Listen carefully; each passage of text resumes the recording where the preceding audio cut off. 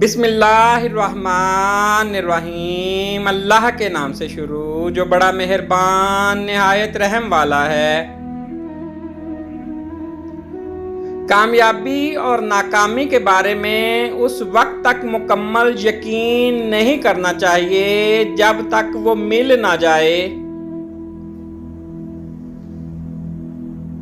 دنیا کی خواہشات سمندر کے پانی کی طرح ہیں، جتنا زیادہ پیو گے اتنی زیادہ خواہشات بڑھیں گی۔ اگر آپ کو بات کرنے کے بعد شرمندگی کا ڈر ہو تو خاموش رہیں۔ جب آپ شدید غصے کی حالت میں ہوں تو ہمیشہ خاموش رہیں۔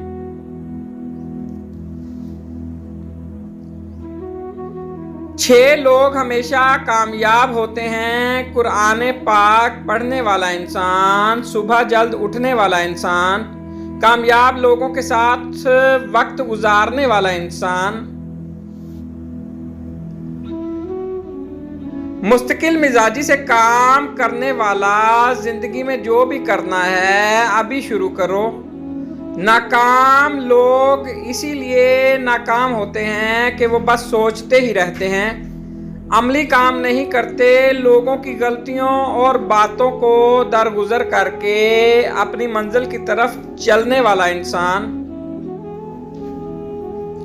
عورت کے لیے چھوٹے گھر میں ہنستی مسکراتی رہنا زیادہ بہتر ہے، ایک ایسے بڑے بنگلے سے جس میں وہ ہر وقت روتی رہے۔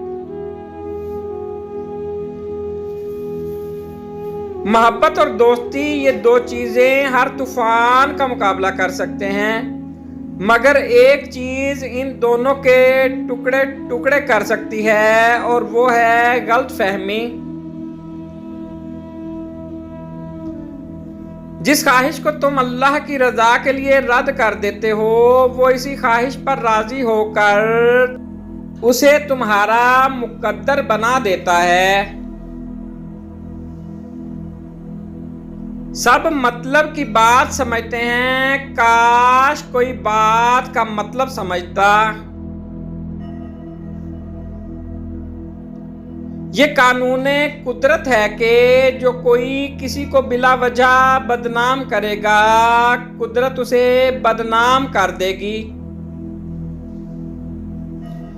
کسی کے خلوص اور پیار کو اس کی بے وقوفی مت سمجھو، ورنہ تم کسی دن خلوص اور پیار کو تلاش کرو گے اور لوگ تمہیں بے وقوف سمجھیں گے۔